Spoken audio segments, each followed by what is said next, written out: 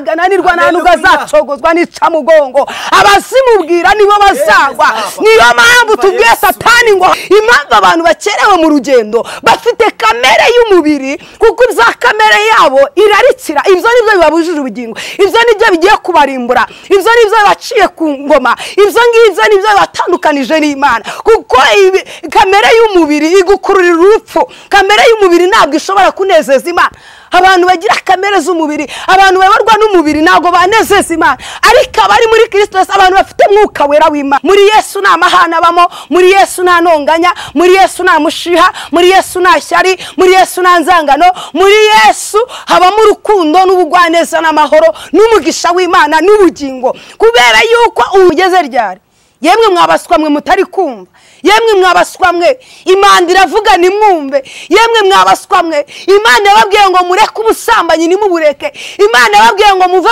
mu buriganya irababwiye ngo muve mu bujura irababwiye ngo muve mu businzi irababwira ngo nimwiyambure ariko mwanze kumva Imana irabaseka Imana iri kubitabaswa kubera ko iyo uri umunyabwenge wakabaye umenya ikibi n'ikiza ukamenya kwitandukanya ukamenya yuko ubuswa bwawe ari ugukora ibyaha ukamenya yuko kuva mu buswa bwawe ari ukubaha Imana no gukiranuka no guharanira ubugingo ariko niba uri umunyabyaha ugiye kubona ishyano ugiye guhanwa ugiye gushishimurwa ugiye kuvunagurwa n'amaboko y'Imana Imana igiye kukubyina ku mubyimba igiye kugukina ku mubyimba kuko wanze guhunga kuko wanze kwihana wanze gukizwa ugiye kubona isano kubera yuko utitondeye amategeko y'Imana utumviye ijambo ry'Imana utumviye ijwi ry'Imana Imana yarakubwiye yarakuburiye ahubwo amatwi yawe arimo ibiti amatwi yawe yavuriyemo ibiti nushaka kumva ijambo ry'Imana nushaka kwihana nushaka gukizwa nushaka guhindukira ariko hari igihe uzahindukira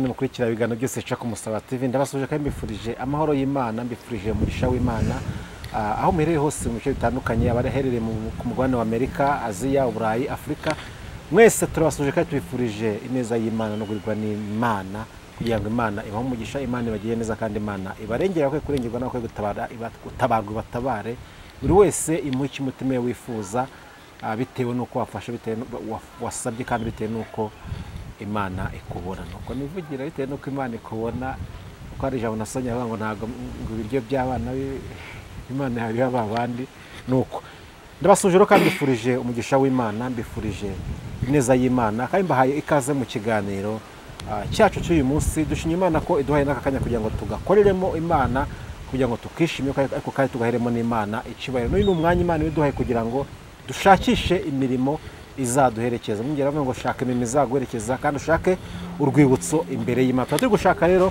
urwibutso imbere y'Imana ariko kandi no kugira ngo dusigasire iby'Imana yadukoreye cyane ko namaze kumenya yuko ikizahesha agaciro imirimo ya mbere ari itiri gukora imirimo turi gukora uyu munsi niyo izahesha agaciro iya mbere kuvuga ko wakijwe kuvuga ko wakoreye Imana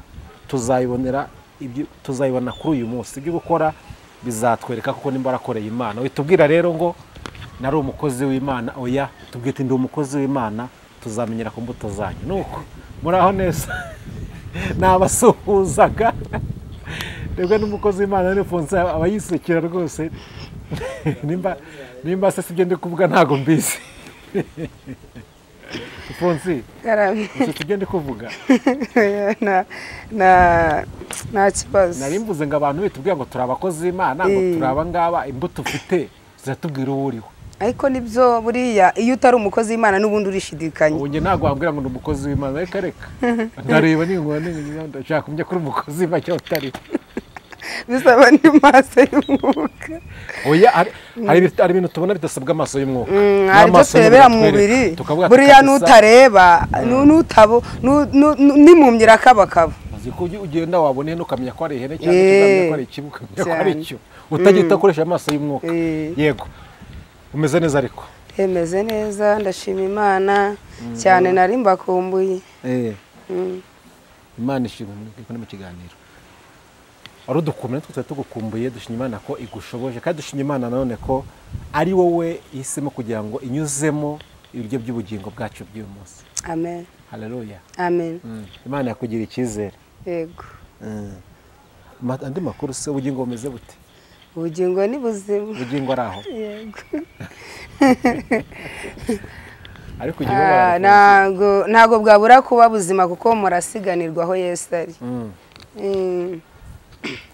yego Imana ishimwe rero kandi Imana iguha umugisha twari tumaze iminsi tutabonana ariko kandi dushimye Imana ko igushoboje Alphonsina rumwe mu bakozi Imana ihagurukije muri iki gihe njye nita igihe kigoranye cyane igihe kirimo umucyo wivanze n'umwijima kandi kubitandukanye bikaba biri kugorana igihe intama zivanze n'ibirura igihe intama zivanze n'imbwa kubitandukanye biri kugora bitewe n'uruhu byambaye ni igihe kigoye cyane yego ariko hari umuririmbyi ejo bundi wamfashije ari kuririmba ngo abanjye ndabaza afite ikimenyetso ngo nice amaraso nameneye ku musaraba Igorogota angije yongera akantu kuvuga ngo bafite ubayobora ni umwuka nabasigiye yego reka tubwire ngo bayoborwe n'umwuka w'Imana kandi utamufite amushaka Yesu agiye kumutanga ni ukuri siko bimeze niyo nama twabagira kuko abayoborwa n'umwuka wera w'Imana nibo bana b'Imana yego bafite mwuka wera nta bugingo tumaze iminsi tujya tuvuga ku gakiza cyane ariko ndashaka kubaza kano kantu mbere ko twinjira mu kiganiro iyo turebye abantu mbere ukuntu bihanaga ukuntu baturaga n'uburyo uyu munsi batura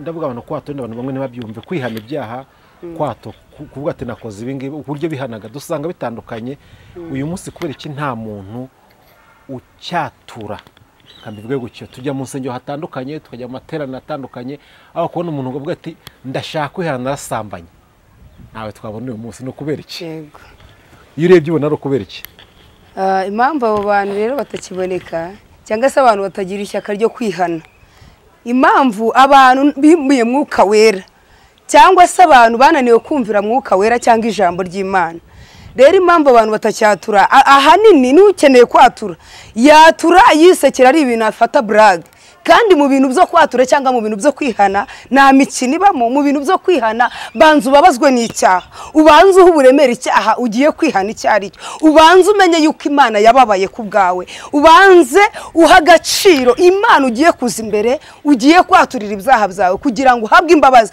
ni uko ubanza guha uburemere icyaha ni uko ubanza kugira uti gwemera guca bugufi ukavuga ati nubwo ngiye kwihana ariko nibwo ndi bwihane ngiye gukura iki cyaha ubutazagisubira rero abantu bakabije kuba beshi cyangwa se abantu bakabije kwihana bagasubira mu byaha bakamera nk'ingurube ingurube niyo isubira mu ntuza mwisaye cyangwa se mu ntuza yabyo ikivuruguta ariko dukeneye ko abantu bakizwa bakihana bakareka ibyaha aho nabaga cyangwa se mu buzima nabagamo icyo gihe ntabwo nshaka kubuvuga nzavuga igihe n'ikinyi kiba ngombwa najyaga ngera rimwe nkajya ahantu hari insengero cyangwa se mu bantu b'abakristo nkabona umuntu araje aratura ari kurira cyane nk'uko umwana w'uruhinja arira akarira cyane ukabona bene se bararize kubera we hari ikintu abarokore mujya mugira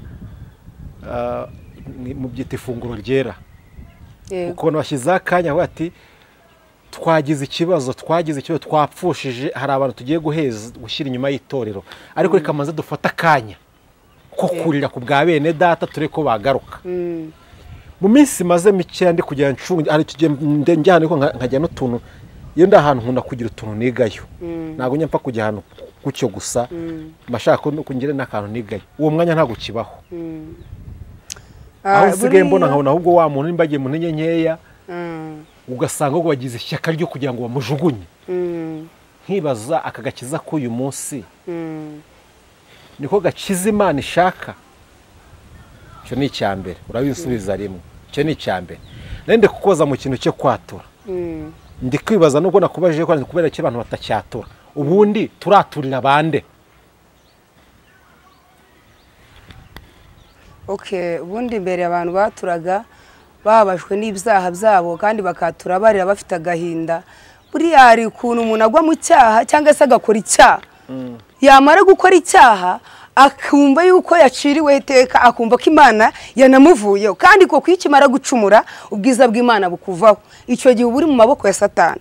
Ariko iyo uteye intambwe ukagira uburyo bwo guca bugufi, ugatekereza ku cyaha wakoze, ukumva yuko ubabajwe n'icyaha, ukumva yuko ushaka kwihana no kugira ngo urimbure icyaha. Bundi umaze gukura icyaha muri wowe uba ukojeje Satani isoni. Rero ugomba kwihana ufite agahinda n'umubabaro kugira ngo Imana nayo ibone yuko nibura cyaha utagikoze ari nk'akarande cyangwa se utagikoze nk'umwuga, ahubwo wenda cyane akugwiriye cyangwa se ukakigwamo bitateguwe, hanyuma bikaba ari nk'impanuka. Ukihanana umubabaro ukabwira Imana ikakubabarira. Ariko abantu benshi babigize nk'imikino, abantu benshi ntibakihana, abantu benshi bagize imitima nk'iya Farawo, barinangiye. Iyo umuntu akoze icyaha yumva ko ntacyo bitwaye, akagomeza kwikorera ibyaha uko yishatiye. Ariko ibyo ngibyo impamvu abantu bakora ibyaha ntibihane, abo ngabo ni abana bo kurimbuka. Kuko buriya iyo umwana ari ubugingo agira umwete wo kwihana, agira umwete wo gusanga Yesu. Kwatura ni ukwaturira Imana. Ntabwo ngewe umuntu nagukiza ibyaha, ahubwo wowe banza ugira akababaro k'ibyaha. Numara kugira umubabaro w'ibyaha, wizere ko Imana ariyo uri bwaturira ibyaha byawe ikakubabarira. Rero ntabwo waza kwatura ngo Rufosina ngo mbabarira, oya, ahubwo Imana iri mu ijuru ryera niyo igomba kukubabarira. Ngewe Rufosina kubera yuko nahawe ububasha cyangwa se bwo kugusabira imbabazi, ndagusengera nkwingingira Imana kugira ngo ikubabarire, ikubohore, igukure urubanza rw'ibyaha. Ariko Imana niyo iragukuraho icyaha, ni nayo iri bukubabarire. None kuki mu madini yanyu mutakirizwa n'abantu baguye mu byaha ahubwo mukabishima hejuru? Ubona biterwa n'iki? Nyine mba ndeba ari ibintu byo kutagira urukundo. Akenshi ibintu bipfira mu rukundo. Iyo utababajwe na mwene so, buriya Imana irapfusha hakabura uwarira. Abantu bapfusha bakarira, ibikombe bigakomangana, ukabona abantu bacikira urondogoro cyangwa se barize ibintu byakomeye. Ariko Imana iyo ipfushije ntabwo tugira umubabaro wo kurira bene data.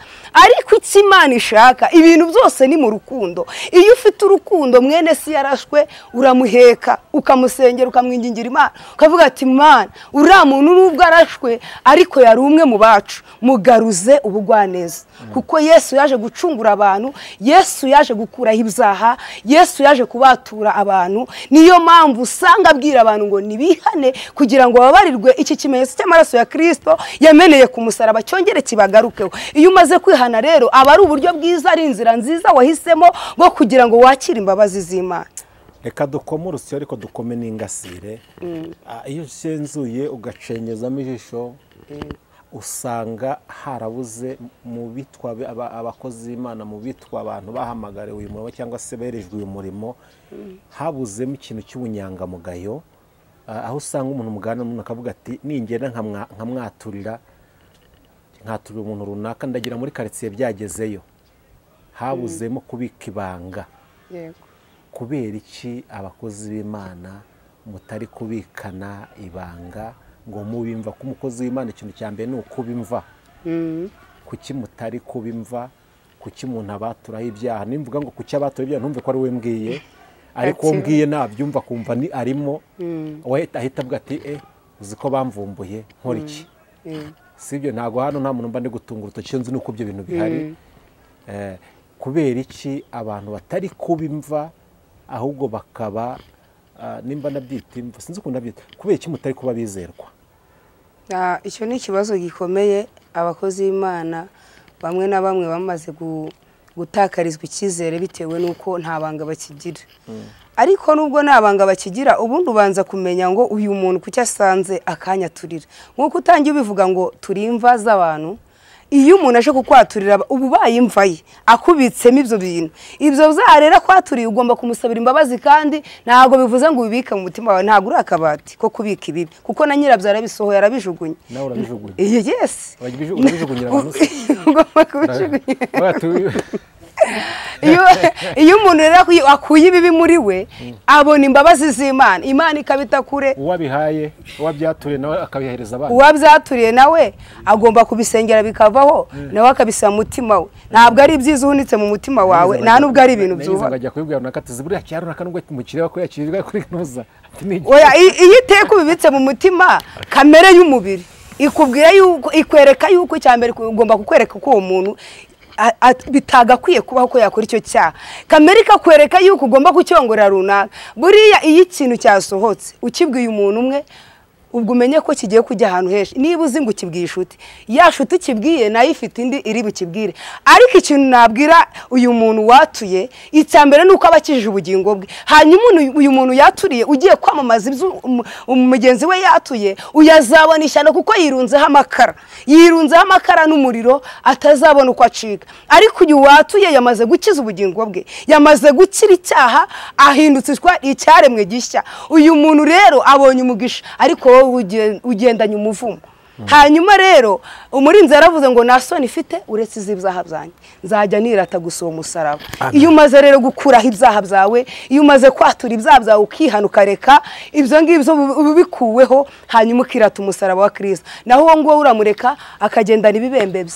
Ibi ni ibibembe aba yikururiye. Ariko umuntu nyakuri, umukozi w'Imana nyakuri, agomba kuba imva y'abantu bakeneye kwakira umwami n'umukiza. Agomba kuba imva y'abantu batuye ibyaha bashaka gukira. Niba uri muganga ugomba kuvura umuntu ukagira ibanga, ntabwo uba ukwiye kujya kumena ibanga ryo mu cyumba wagiranye na muganga. Muganga buriya agira amabanga menshi. Iyo uri mu cyumba na muganga ariko kuvura, niwe ugomba kumenya ibyawe, nta wundi muntu uba ugomba kubimenya. Ariko wamaze kumena ibanga cyangwa se wamaze kuvamo umuntu, uba wabaye injajwa, uba wabaye inyombya. Ariko umukozi w'Imana nyakuri agira ibanga. Umukozi w'Imana nyakuri ayumva yuko mugenzi we atamwandagaza, ahubwo abakwiye kumunihira imbabazi z'Imana zikamubonekaho. Iyo umuntu yihanya akakira agakiza, nawe uba ugenewe ikamba, kuko uba umukuye mu isayo, uba umukuye muri Gehinomu, umujyanye mu bugingo, umujyanye mu mucyo w'Imana. Yego, urakoze cyane. Hari umuntu yavuze ngo bareke bagende kivunge, bareke bagende, nibagera kuri Yorodani azambuka intwari gusa. Yewe munsi naririmbye. Reka tugushime ko tubwira abantu ngo nibongere bagiye urukundo, kandi bazirikane uko bahamagawe. Nimba bahamagawe uvuga amagambo nuyakomeze, nimba bahamagawe ukunda gusenga komeza usenge. Buri wese kandi aho icyo ari kubiba nicyo agiye gusarura. Nicyo agiye gusarura. Buri wese arebe ibyo ari kubiba, nimba utari kubiba usanga ari kubiba bitavuga ugiye gusarura bitavuga. Reka tugushime twinje mu cyo cya kabiri tuvuga ngo Imana igumugisha kandi Imana igushyikire, imbaraga n'amavuta ntibikubureho. Aha twari turi kuganira ariko tunaho. Turagushimiye ko watwimanye Kristo mwiza, ubihererwa icyubahiro kandi usho kwamamara. Icyubahiro cy'abantu kiburi cyawe kiboneke mu izina rya Yesu, kuko niwe wo kubahwa. Waravuze ngo icyubahiro cyawe ntabwo uzagiha undi, nta n'uwo muzagisangira. Niyo mpamvu ducishijwe bugufi, wowe ushyirwe hejuru. Mu izina rya Yesu turakwinginze gukomeze kubana natwe. Wera wa Isiraheli, uduhe kuyoborwa n'umwuka wera, utangirane natwe, usozanye natwe.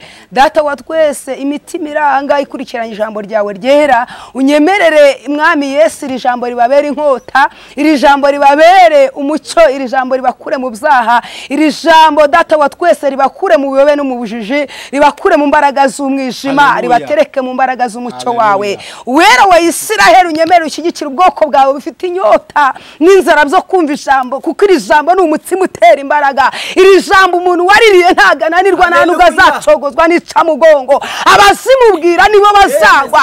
Niyo mpamvu tubwiye Satani ngo have wabwoba we kunyihebesha, kuko twamaramaje kujya mu ijuru. Wera wa Isiraheli, ubwami bwawe nibukomeze kwamamara, kandi iyi mitima uyivure, iyi mitima uyikuremo ikibi cyose. Witeka nyireba ngabo, mwuka wera baganirize, mwuka wera abacengezemo ijambo ryawe ribasha kubahindura. Urakoze Yesu, ngakomeza kudushyigikira. Turatujeho n'utuze, ukomeze kwikora nk'Imana, mu izina rya Yesu Kristo. Kristo udukomereza amaboko. Uwiteka ufungura amatwi yacu abashe kumva ijambo ryawe, ufungura imitima yacu abashe kwakira ijambo ryawe. Uwiteka Nyiringabo Imana, nyemerera Uwiteka, amatwi ari mu rupfu ntago yumva, ariko turaguhamagaye ngo ukure urupfu mu matwi yacu, hanyuma ushyiremo ijwi ryawe rituburira kandi rirangurura, ridukura mu byaha kandi rituburira. Urakoze Yesu, icyo magaritse n'imbaraga z'umwijima, magaritse gukora k'umwanzi kose, magaritse imigambi yose ya Satani. Ndakubita hasi imyuka mibi, imyuka y'abamedi n'abaprefi, mu izina rya Yesu Kristo. Mamagaye umwuka wera, mamagaye umuriro w'ijuru umanukire gutwika izi mbaraga zahagurukira kurwanya ubwoko bwawe, izi mbaraga zatuma abantu binangira imitima. Uwiteka ubabohore mu maboko y'umwanzi Satani, uko umurinzi aravuze ngo kandi abantu benshi cyane babohore mu maboko y'umwanzi Satani, ngo muze twese tubasange tubashakisha umukiza. Uwiteka aba bantu bari imbere yawe wabasanga ukabagobotora mu biganza bya Satani, ukabashyira mu kiganza cyawe Yesu. Urakoze Mwami, turatuje n'utuze, komeze gukorana natwe kandi tuyoborwe n'umwuka wera. Ibyo waduteretsemo reka bigira umumaro kandi byubaka ubwami, byubaka imitima y'abantu kugira ngo babashe kumenya aho bava n'aho bajya. Urakoze mu izina rya Yesu tubyambaje twizeye, amen. Amen. Murakoze. Kandirimba umuririmbyi niyo naririmba igitero kimwe nacyo. Genda umukristo nzahora ndiwe, mu bintu byose ngeze kugupfa. Ndi umukristo, icyo ni ikintu gihumuriza umutima wanjye, kinyibagiza n'ibyago byose, nkumva nduhuwe n'umwami Yesu. Genda umukristo ndamutabazi, mu ntambara ndasana n'ibyaha, mfite umugaba n'umwami Yesu, nituba hamwe nzahoranesha. Mfite umugaba n'umwami Yesu, nituba hamwe nzahoranesha. Genda umukristo ndumukira, ndakomeje mu rugendo rwanjye. Ibyino mu isi ndabihinyuye, sigaye nifuza ibyo mu ijuru. Genda umukristo Akondo yacu iri mwiza, nta nzara ibayo, nta n'imiruho, abaho bose baguwe neza. Genda umukristo, icyo ni ikintu gihumuriza umutima wanjye, kinyibagiza ibyago byose, nkumva nduhuwe n'umwami Yesu. Genda umukristo naho ndi kose, maze ninumirwa ngiye gupfa, nzagira ibyishimo bitavugwa, nzabona ihirwe ngiye mu ijuru. Nzagira ibyishimo bitavugwa, nzabona ihirwe ngiye mu ijuru. Haleluya! Imana ishimwe. Uyu muririmbyi yari yuzuye umwuka wera, cyangwa uyu muririmbyi yari arimo Imana kandi akorera Imana yubaha aca bugufi. Arangije aravuga ngo ngende umukristo nzahora ndiwe mu bintu byose ngeze gupfa. Arangije aravuga ngo ibyino mu isi ndabihinyuye, sigaye nifuza ibyo mu ijuru. Wowe uri umukristo wifuza ibyawe, cyangwa urifuza ubutunzi bwo mu isi buzashira no kwifuza kwako. Ariko uyu mukristo muzi ukuri yabyiyumvagamo kandi yarihamiriza yabyirengagizaga kuko byari bimurimo. Yavugaga Imana imurimo kandi yavugaga ko ari umukristo azi yuko koko ari umukristo. Rero aravuga ngo ibyino mu isi ndabihinyuye sigaye nifuza ibyo mu ijuru. Ariko abagenzi bajya mu ijuru cyangwa se abakristo cyangwa se abakozi b'Imana bananiwe kwifuza ibyo mu ijuru. Aho kwifuza ibyo mu ijuru barifuza ibyo mu isi kuruta ijuru, barifuza iby'umubiri kuruta ubugingo. Ariko nagira ngo ngutangarize ngo wakabaye wita ku iherezo ryawe, wakabaye wize, wakabaye ushaka ubugingo, wakabaye wifuza ibyo mu ijuru, wakabaye wifuza ubwami bw'Imana, kuko ibyino mu isi bizarangira, ibyino mu isi bizashyirwaho iherezo. Ibyino mu isi ni umurama utumuka, ariko wifuze ibyo mu ijuru, wifuza ubugingo buhoraho iteka ryose. Arangiza aravuga ngo mu ntambara ndasana n'ibyaha, mu ntambara ndasana n'ibingerageza, mu ntambara ndasana n'ibimiga, mu ntambara ndasana n'ibyago n'amakuba, mu ntambara ndasana n'uburwayi budakira, mu ntambara ndasana n'amagambo. Ariko aravuga ngo mfite umugabane umwami Yesu kitarabo neshayimi ni fodetaya munisi ni wikita, ati mfite umugabane umwami Yesu, nituba hamwe nzahora nesha lasi wini bini hene kutayasika. Imana ishimwe cyane, Imana ihimbazwe. Wese muri iyi minsi ufite umugaba cyangwa ufite ibigirwamana wiringiye, ufite izindi mana wishakiye, ufite izindi mana wizeye. Narindi kukubwira ngo rero komeza urugendo ujye mu gihugu cyo mu ijuru, ujye mu bwami bw'Imana. Uyu mukristo, uyu mukobwa waririmbye indirimbo ni umukobwa wo muri Suwedi. Uyu mwana w'umukobwa yagiraga kwizera, yubahaga Imana, afite inzira z'igisiyoni mu mutima we. Uyu mukobwa ntabwo yigeraga atandukana n'Imana, nta nubwo yiyanduzaga, nta nubwo yakoraga ibihabanye n'ubushake bw'Imana. Uyu mukobwa yahagaze mu muhamagaro neza, uyu mukobwa avuga Imana neza, uyu mukobwa yubaha Imana neza. Uyu mukobwa yaratumbiriye Kristo kazamuha ubugingo, ntabwo yigeze atumbira ibyo mu isi. Ibyo mu isi yarabihinyuye kuko yarebye narangarira ibyo mu isi bizamurimbura bikamuhuza ubugingo. Impamvu abantu bakerewe mu rugendo bafite kamere y'umubiri, kuko ibya kamere yabo irarikira. Ibyo nibyo bibabujije ubugingo, ibyo nibyo bigiye kubarimbura, ibyo nibyo baciye ku ngoma, ibyo ngibyo nibyo batandukanije n'Imana. Kuko kamere y'umubiri igukururira urupfu, kamere y'umubiri ntabwo ishobora kunezeza Imana. Abantu bagira kamere z'umubiri, abantu babarwa n'umubiri ntabwo banezeza Imana.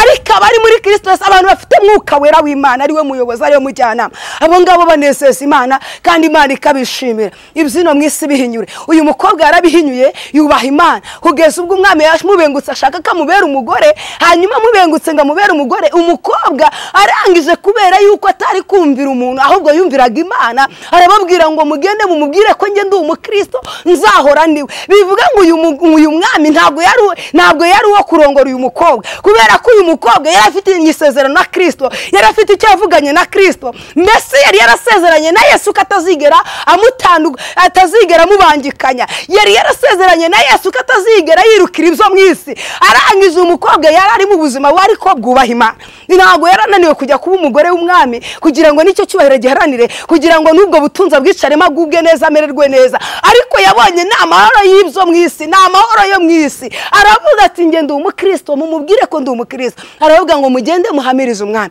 ko ngewe ndi umukristo, namenye Kristo, namaze guhitamo. Aravuga ngo ibyino mu isi ndabihinyuye, sigaye nifuza ibyo mu ijuru. Uwo mukobwa yagomeze guhamya Kristo kugeza ubwo apfuye, kugeza ubwo apfuye urupfu rubi, kugeza ubwo umwami atanze itegeko ryo kwicwa. Ariko yarinze apfa akiri muri Kristo Yesu. Ijambo ryaravuze ngo hahirwa abapfa bapfiriye mu mwami Yesu Kristo, kubera yuko wapfiriye muri Yesu azabaho iteka ryose. Kandi lasine kita, uyu muntu wapfiriye muri Yesu abonye ubugingo abisi bataguha, abonye ubugingo abakomeye bataguha. Ariko wowe va mu buyobe, va mu kwiringira ibintu, renga urwego rwo kwiringira ibintu, renga urwego rwo kwiringira iby'isi, ahubwo wubake kuri Kristo Yesu. Ibyino mu isi n'umusenyi ubihinyure. Aravuga ngo nituba hamwe ngo mu isi ngo ndasana n'ibyaha, nituba hamwe nzahuranesha uyu mugaba w'ingabo ari we Kristo Yesu. Ndagira ngo nkubwire ngo rero ishingikirize kuri Yesu kuko niwe mugaba w'ingabo. Yesu niwe ufite kukurwanira akaguhoneshereza. Yesu niwe buhungiro bwacu. Yesu niwe bwugamo. Niyo mpamvu abantu bose, abantu bari hanze baranyagirwa, ariko uri muri Yesu naganyagirwa. Uri muri Yesu ntabwo ahangayika kuko amahoro Yesu aha abantu be ntagira akagero. Umuntu wiringiye Yesu ahabwa amahoro abisi badafite, ahabwa amahoro abantu bataguha, ahabwa amahoro amafaranga ataguha, ahabwa amahoro imitungo itaguha, ahabwa amahoro akazi kataguha. Ariko Yesu ni byose ku muntu umufite, ntacyo yabasha gukena. Imana itugirire neza kandi Imana idushyigikire. Kadusomere ijambo riri muri Yesaya. Yesaya ibice 3 umurongo wa 10 aravuga ngo muvuge ko abakiranutsi bazagubwa neza kuko bazatungwa n'imirimo y'amaboko yabo, ariko umunyabyaha abonye ishyano azagubwa nabi kuko azahabwa ibihembo by'ibyo yakoze. Imana itugirire neza cyane. Ijambo ratubwiye ngo nimuvuge ko abakiranutsi bazagubwa neza.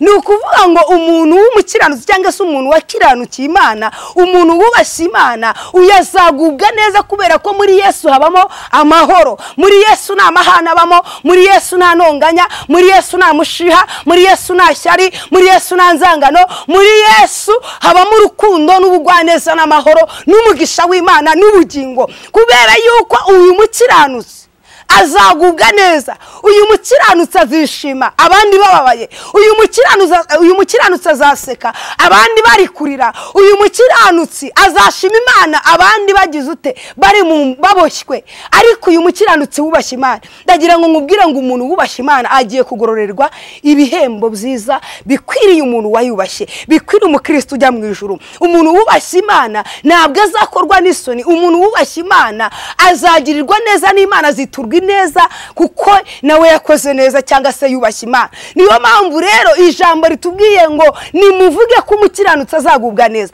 Wahunze ukava mu byaha, wavuye mu isayo y'isi, wavuye mu mwijima ukaza ukajya mu bakiranutsi bagiye kugubwa neza. Waruzi ko isi ikurangiriye, ibihe birahinduka, uko bwije uko bukeye birahinduka. Aho hari uyu munsi habahawe, ejo ni habahawe. Bwakira ariko ni buke, bwacya ariko ni bwire. Wahunze waje ukaba umukiranutsi w'Imana, waje ukihana ugakizwa, ukakira agakiza, waje ukava mu byo wibwira kubwo ari ubuyobe, kubyo ngibyo na nama nzima. Ubwenge bwa buragushuka, nta bwenge burimo. Ubwenge bugushuka bukakujyana mu nzira yo kurimbuka, ubwo nta bwenge burimo, ubwo ni ubuswa. Ariko umunyabwenge nuhungira kuri Yesu, umunyabwenge nuwemera gukizwa, umunyabwenge nuririra ubugingo bwe, agatekereza akavuga ati nubwo ndi mu isi ariko iyi si nzayiramba mu cyanga ndi umushyitsi. Iyaba waruzi kucumbitse, iyaba waruzi ko ninjoro bwakira ugataha, iyaba waruzi ko bwacya ukava muri iyi si. Iyi si ntabwo uzayirambaho, iyi si ntabwo wayimezeho, ahubwo iyi si uracumbitse. Igihe Yesu azaza gutwara itorero, urumva wowe uzajya he? Urumva wowe uzajya he? Cyakora niba warahisemo umwami ukorera, komeza ukore kure, komeza umukorere kandi umuhamirize, umuhamye uko bikwiriye. Komeza iyi nzira watangiye yo kubaha no guca bugufi no kwihana no gukizwa ibyaha. Hanyuma Kristo naza azagugororere yuko wakijijwe kandi ukemerera yuko ubushake bw'Imana buba muri wowe, ukayoborwa n'Umwuka Wera, ukemera ko ubugingo ubukeneye kandi uzabubona. Aho ngaho ndagira ngo ngutangarize ngo komeza uhatane, uharanire kugana mu bwami bwo mu ijuru. Ariko niba warahisemo gukorera Satani, komeza umukore kuko nawe warahemba. Ariko ibihembo bya Satani ni amarira n'umuborogo, ni urupfu, ni Gehonomu. Ariko wakabaye ubwenge wahunga umujinya, wahunga umwijima, wahunga kuko Satani nawe azakubyina ku mubyimba, azakwishima hejuru igihe uzaba uri gushyana nawe. Ariko niba uri umuntu utekereza, ufite ubwenge buzima, niba uri kwikontorora, niba ufite ibitekerezo byakukura mu byaha, wiyarure kare, uhunge, hanyuma ujye mu mucyo w'Imana kugira ngo Imana ikwandike mu gitabo cy'ubugingo. Nawe ubwo Yesu azaza gutwara itorero azasange uri umwana w'Imana wirimbishije kandi wategereje Kristo neza. Imana itugire neza cyane. Ariko ijambo ratubwiye ngo abanyabyaha bazabona ishyano. bazabona ishyano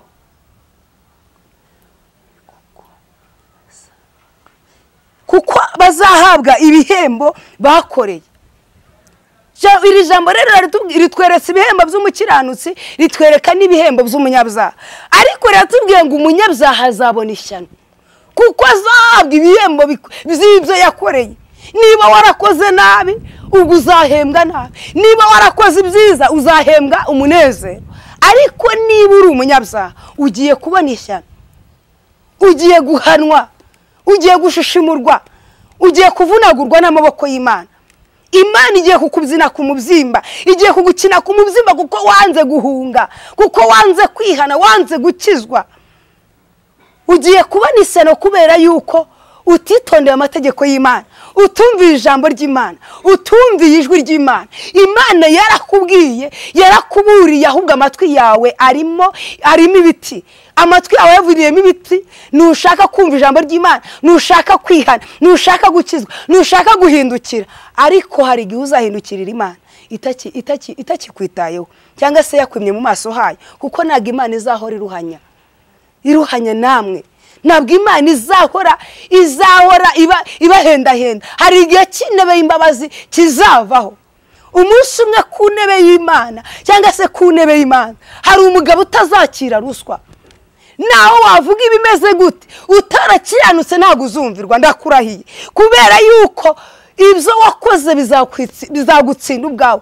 Nta gihe Imana izaba ifite cyo guhangana nawe, nta n'igihe Imana izaba ifite cyo kuburana nawe, kuko Imana ntihangana. Itizika kumurikira imbere, taburo ikaza imbere yawe, hanyuma uhita ubona ibyo wakoze. Nawe ubwo egare uhita umenya aho ugomba kujya. Niba uri uwa Satani akavuga ati ngwino sha, nawe waza hano, ngwino warankoreye dushyane.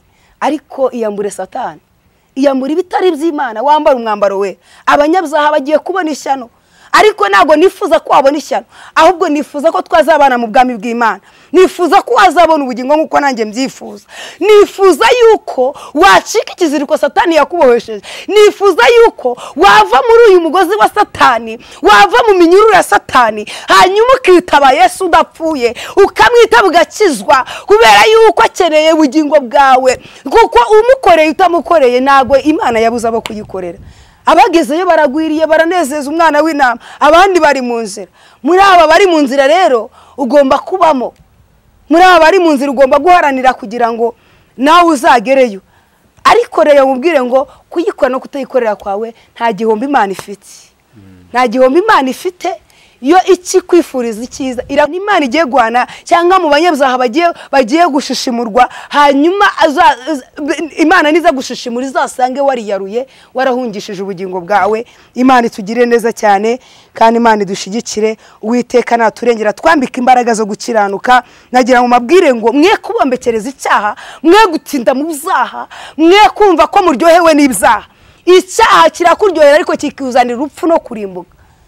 Satani ahemba nabi, nubwo ukora ibyaha wishimye unezerewe, ariko nyuma y'icyaha namarira. Ujya gusambana ukumva uryohewe n'icyo cyaha, ariko iyo ukuyemo sida ugatwara inda idafite kirera, ibyo bintu bigutera umubabaro, bikagutera no kwicuza, kubera yuko iyo uza kumenya ingaruka y'icyaha ntabwo uba wagiye mu cyaha. Ariko si uko utabizi, ahubwo ni bya bintu byo kwirengagiza, ni bya bintu byo kunangira umutima, ni bya bintu byo kwikomeza mu byo kwinezeza. Komeza winezeze mu byaha, mbese uryoherwe n'icyaha, ariko icyaha kigiye kukubyarira urupfu, icyaha kigiye kukurimbura, icyaha kigiye kugukura ku isi, kigiye kugukenyura. Ariko umuntu wubashye Imana, umuntu ukiranukira Imana, uwo nguwo ahabwa kurama. Wakabaye ubwenge wagahungiye ku Mana, ugahabwa rama y'ijuru. Imana ikwirengere cyane, Imana igushigikire. Nagira ngo mubwire ngo uve mu byaha, kubaho Uwiteka nibwo bwenge, kuva mu byaha niko kujijuka, uve mu byaha uhunge.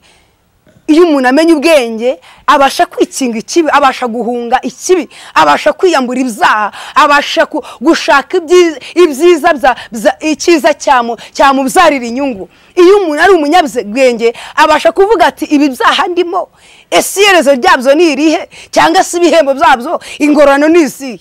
Iyo amaze kumenya yuko Satani nta cyiza ahemba, ahita ahunga akajya agahungira kuri Yesu.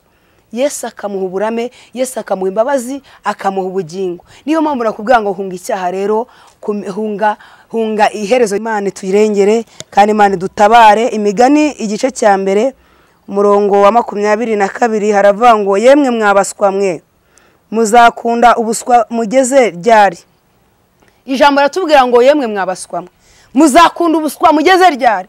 Yemwe mwabaswa mwe mutari kumva, yemwe mwabaswa mwe Imana iravuga nimwumve, yemwe mwabaswa mwe Imana yababwiye ngo mureke ubusambanyi nimubureke, Imana yababwiye ngo muve mu buriganya, irababwiye ngo muve mu bujura, irababwiye ngo muve mu businzi, irababwira ngo nimwiyambure, ariko mwanze kumva. Imana irabaseka, Imana iri kubita abaswa, kubera ko iyo uri umunyabwenge wakabaye umenya ikibi n'ikiza, ukamenya kwitandukanya, ukamenya yuko ubuswa bwawe ari ugukora ibyaha, ukamenya yuko kuva mu buswa bwawe ari ukubaha Imana no gukiranuka no guharanira ubugingo. Rekura ubuswa bwawe rero, hunga uve mu buswa, uve mu buswa bwawe. Imana irambiwe ubuswa bwawe. Igihe Imana yavugiye kirahagije, igihe Imana yakuburiye yarakuburiye wanga kumva, ariko uri umuswa. Kuko umuswa arabwirizwa, umuswa baramubwira ntiyumve, mbese umuswa niyo wavuze inzogera ntabwo yakumva. Ariko abo ngabo bagiye kuza bazakenera kumva bitagishoboka, ariko wakabaye uva mu buswa ukaba umunyabwenge wo kurekura ibyaha ukajya muri Yesu Kristo. Imana iturengere. Namwe bakobanyi muzageza ryari kwishimira ubukobanyi n'abapfu mukanga kumenya ubwenge. Namwe mwabakobanyi, abakobanyi Yesu arababwira ngo nimuve mu byaha, nimurekure ibyaha. Muzagezayo mwabakobanyi mwe mwabaswa, muzagezayo ubupfu bwanyu.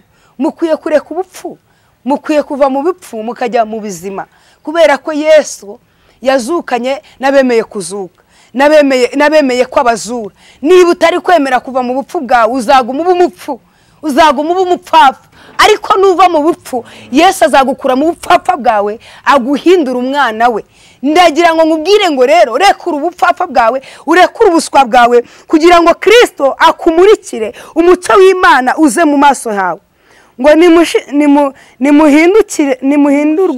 nimuhindurwe n'imiburo yanjye, dore nzabasukaho umwuka wanjye, nzabamenyesha amagambo yanjye. Ngo nimuhindukire umuburo wanjye, ngo nzabasukaho umwuka wanjye. Imana ishimwe cyane, Imana itugirire neza. Ijambo riratubwiye ngo nimuhindukire umuburo w'Uwiteka. Uyu munsi wakabaye urekura icyaha, wakabaye uhunga ukava mu bibi, nimuhindurwe n'imiburo yanjye, dore nzabasukaho umwuka wanjye, nzabamenyesha amagambo yanjye. Rero ijambo ratubwiye ngo nimuhindukire umuburo w'Uwiteka, azabasukaho umwuka we wera. Kandi nimumara kumuhindukira, nimumara kumvira ijambo ry'Imana, nimumara guca bugufi, nimumara kurekura ibyaha, ngo azabasukaho umwuka we wera abahindura icyaremwe gishya. Ese waba ushaka gukizwa? Waba ushaka ko umwuka wera kuzaho? Waba ushaka ko nona Uwiteka guhindura icyaremwe gishya? Waba ukeneye ko umuburo w'Uwiteka waba kugeze ukagiraho gukura cyangwa se ukaguhindura? Uyu munsi uce bugufi ubwira Imana ngo Mana numvisha umuburo w'ijambo ryawe, nange sukaho umwuka we wera, kubwo ko nemeye guca bugufi, hanyuma mpinduka icyaremwe gishya. Mwuka wera nagusukwaho urahinduka icyaremwe gishya, urahinduka umwana w'Imana. Imana itugire neza cyane kandi Imana iturengere. Ngahubwo mwahinyuye inama zanjye zose no kubacyaha kwanjye nimubyitaho. Imana iturengere. Ngo nuko mwahinyuye inama zanjye no kubacyaha kwanjye ntimubyitaho. Mwumve kuntu Imana ibabaye ifite agahinda. Mwahinyuye inama z'Uwiteka no kubacyaha kwayo, ngo ntago mubyitaho. Ariko niba utari kwita ku nama z'Uwiteka, niba utari kwita ku nama z'ijambo ry'Imana, niba utari kwita niba warahinyuye inama z'uko Uwiteka ari kukubura ngo uhunge ibyaha, urumva uzita kuki?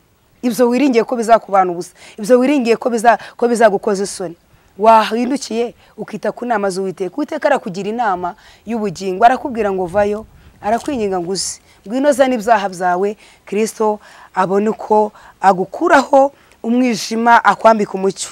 Gasoreze kuri iri jambo Matayo ibice 5 umurongo wa 27, kadusome mu izina rya Yesu. Mwumvise ko byavuzwe ngo ntugasambane, njyeweho ndababwira yuko umuntu wese ureba umugore akamwifuza aba amaze gusambana nawe mu mutima we. Ijisho ryawe ry'iburyo rikagushuka